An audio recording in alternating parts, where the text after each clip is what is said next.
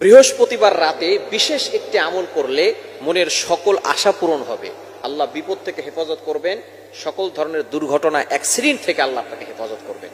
এই বৃহস্পতিবার রাতের আমরা গুরুত্ব এখনো বুঝতে পারি নাই। বৃহস্পতিবার দিন গিয়ে যে রাতটা আসে সেটাই হচ্ছে জুমার রাত। এই রাতের অনেক ফজিলত রয়েছে।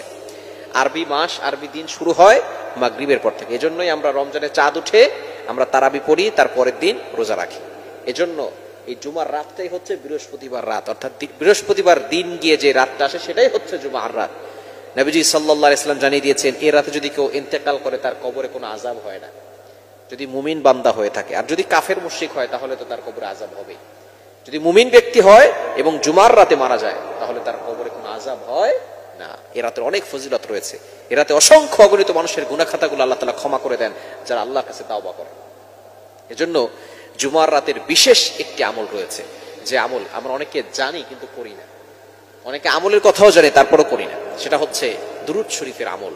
এই বিশেষ আমলটাই হচ্ছে দুরূদ শরীফ। যে ব্যক্তি যত বেশি নবীজি সাল্লাল্লাহু আলাইহি সাল্লামের প্রতি দুরূদ পাঠ করবে সে তত বেশি সুখে থাকতে পারবে, সে তত বেশি শান্তিতে থাকতে পারবে, সে তত বেশি অভাব থেকে মুক্ত থাকতে পারবে, সে তত বেশি বিপদ থেকে মুক্ত থাকতে পারবে, যে যত বেশি নবীজি সাল্লাল্লাহু আলাইহি সাল্লামের প্রতি দুরূদ পাঠ করবে।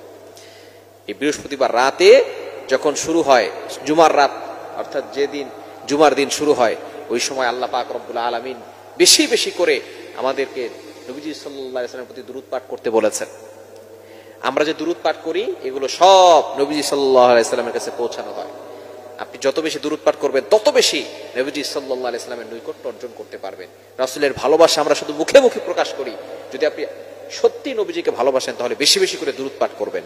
আল্লাহ নিজে বলে দিয়েছেন কোরআন খুলে 22 নম্বর পারার 5 নম্বর পৃষ্ঠার 4-5 নম্বর লাইন, সূরা আহজাবের 56 নম্বর আয়াতে রব্বুল আলামিন বলেন, ইন্নাল্লাহা ওয়া মালাইকাতাহু ইউসাল্লুনা আলান নবী ইয়া আইয়ুহাল্লাযীনা আমানু সাল্লু আলাইহি ওয়া সাল্লিমু তাসলিমা।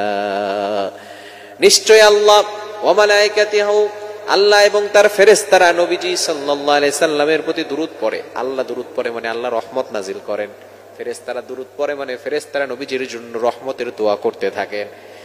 আর বলছেন, ইয়া আইয়ুহাল্লাযীনা আমানু, ওয়া ইউ হ্যাভ বিলিভার্স, হে ইমানদারগণ, সাল্লু আলাইহি ওয়া সাল্লিমু তাসলিমা, তোমরা নবীজির প্রতি দুরূদ পাঠ করো। যে ব্যক্তি যত বেশি দুরূদ পাঠ করবে তত বেশি শান্তিতে থাকতে পারবে। এজন্য দুরূদ বেশি বেশি পড়ার দরকার আছে না নাই? বৃহস্পতিবারে বিশেষ আমল হচ্ছে দুরূদের আমল। শুক্রবার বেশি বেশি করে দুরূদ পাঠ করবেন। জীবনে যতদিন শুক্রবার পাবেন দুরূদের আমল কখনো ছাড়বেন না। দুরূদের আমল যত বেশি করবেন তত বেশি আল্লাহ তাআলা অভাব দূর করে দিবেন এবং আল্লাহ তাআলা বিপদ থেকে হেফাজত করবেন। আমি নিজে চাক্ষুষ প্রমাণিত, আমি দুরূদের আমলটা বেশি করে থাকি আলহামদুলিল্লাহ। নিজে আমি অনেকবার বড় থেকে বড় ধরনের বিপদ থেকে মুক্তি পেয়েছি। আল্লাহ তাআলা এই দুরূদের মাধ্যমে আমাদেরকে হেফাজত করবেন যদি আপনি ইয়াকিনের সাথে বিশ্বাস রেখে দুরূদ পাঠ করতে পারেন। দুরূদের ভিতরে সর্বশ্রেষ্ঠ দুরূদ হচ্ছে দুরূদ ইব্রাহিম। বুখারীর হাদিস, সর্বশ্রেষ্ঠ গুরুত্বপূর্ণ যে দুরূদ সেটা হচ্ছে দুরূদ ইব্রাহিম, যেটা আমরা নামাজের ভিতরে পড়ি। আল্লাহুম্মা সাল্লি আলা মুহাম্মাদ ওয়া আলা আলি মুহাম্মাদ কামা সাল্লাইতা আলা ইব্রাহিম ওয়া আলা আলি ইব্রাহিম ইন্নাকা হামিদুম মাজিদ। আল্লাহুম্মা বারিক আলা মুহাম্মাদ ওয়া আলা আলি মুহাম্মাদ কামা বারাকতা আলা ইব্রাহিম ওয়া আলা আলি ইব্রাহিম ইন্নাকা হামিদুম মাজিদ। এই দুরূদটা হচ্ছে সবচেয়ে ফজিলতপূর্ণ দুরূদ। এটা পড়ার চেষ্টা করবেন। যদি এটা পড়তে না পারেন সাল্লাল্লাহু আলাইহি ওয়াসাল্লাম, এটাও একটা দুরূদ। অথবা আল্লাহুম্মা সাল্লি আলা সাইয়্যিদিনা মুহাম্মাদ, এটাও একটা দুরূদ।